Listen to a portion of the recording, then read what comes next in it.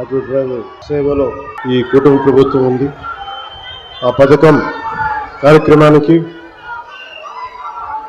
ప్రారంభించేందుకు ఇచ్చేసిన గౌరవ ముఖ్యమంత్రి వర్యులు దార్శనికులు శ్రీ నారా చంద్రబాబు నాయుడు గారికి నా హృదయపూర్వక నమస్కారం. ఈ వేదిక పైన ఆసీనులైన గౌరవ మానవ వనరుల అభివృద్ధి, సమాచార సాంకేతిక, electronics and communications, real time governance శాఖల మంత్రివర్యులు సోదరులు శ్రీ నారా లోకేష్ గారికి, రాష్ట్ర బీజేపీ అధ్యక్షులు శ్రీ మాధవ్ గారికి, గౌరవ మంత్రి శ్రీ మండిపల్లి రామప్రసాద్ రెడ్డి గారికి, హెల్త్ మినిస్టర్ శ్రీ సత్యకుమార్ యాదవ్ గారికి, విజయవాడ పార్లమెంట్ సభ్యులు కేసినేని శివనాథ్ గారికి, గౌరవ విజయవాడ సెంట్రల్ శాసనసభ్యులు బోండా ఉమా గారికి, ఈ పథకాన్ని రాష్ట్ర ప్రభుత్వం ఉన్నతాధికారులు శ్రీ ఎంటి కృష్ణబాబు గారికి, శ్రీ మనీష్ కుమార్ సిన్హా గారికి, లక్ష్మీ షా గారికి, కలెక్టర్ వారందరికీ నా హృదయపూర్వక నమస్కారం. ఇతర ఉన్నతాధికారులకి అందరికీ కూడా నా హృదయపూర్వక నమస్కారం. ముఖ్యంగా ఇక్కడికి విచ్చేసిన మా ఆటో డ్రైవర్ సోదరులందరికీ, వారి కుటుంబాలకి, మీడియా మిత్రులకి పేరు పేరున హృదయపూర్వక నమస్కారం. 2000 గత ప్రభుత్వం ఉన్నప్పుడు చాలా సందర్భాల్లో గ్రీన్ ట్యాక్స్కి ఇబ్బంది పడుతున్న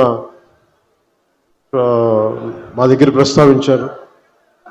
దానిని సంవత్సరంన్నర లోపే ఆ సమస్యను అడ్రస్ చేయడం జరిగింది. అలాగే గత ప్రభుత్వం మనకి మనీ ఇచ్చిన కానీ రోడ్లు పూడ్చలేకపోవటం, మరింత రిపేర్లు రావటం, ఇవన్నీ చాలా సందర్భాల్లో మాట్లాడాను.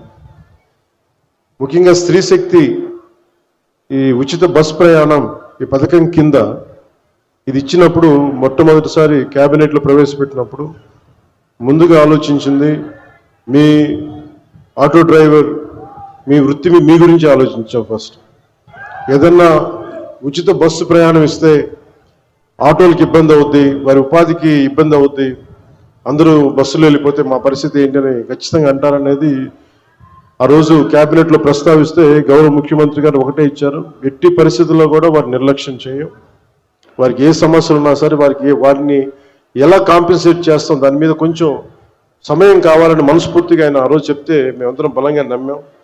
దాన్ని పెట్టుకుని ఈ రోజున మీకు 15,000 రూపాయలు చాలా సంవత్సరాల కాలంలోనే వచ్చిన వెంటనే సంవత్సరాల కాలంలో మీకు 15,000 రూపాయలు మీ అకౌంట్లో పడబోతుంది. దానికి ఆ నిర్ణయం చాలా ఇబ్బందికరమైన పరిస్థితులు ఆర్థికంగా, అలాంటిది మీకోసం 15,000 రూపాయలు ఇంత ఆర్థిక ఇబ్బందులు ఉన్నా కానీ ముందుకు తీసుకెళ్ళి మనస్ఫూర్తిగా నారా చంద్రబాబు నాయుడు గారికి మీ అందరి తరపున హృదయపూర్వక కృతజ్ఞతలు తెలియజేస్తాను.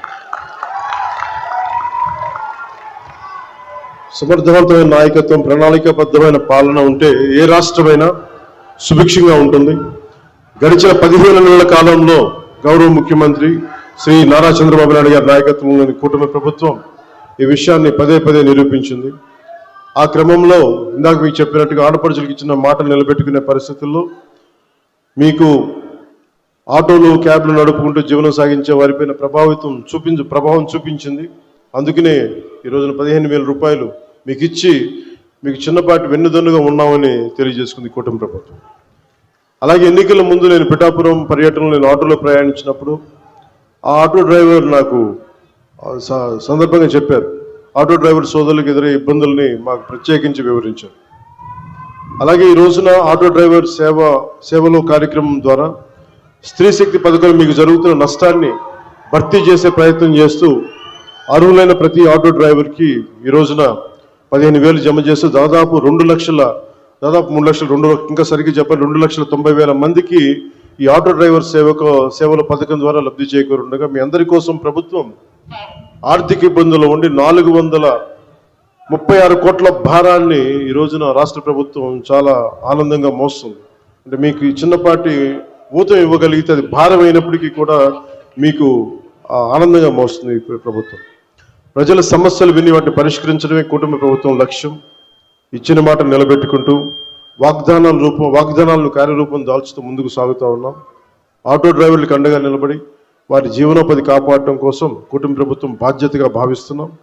సమర్థవంతమైన నాయకత్వం ఉంటే ప్రజల జీవితంలో చాలా నిజమైన మార్పు తీసుకురావచ్చు అనేది మరోమారు ఈ పథకం మరోసారి రుజువు చేస్తూ ఉంది.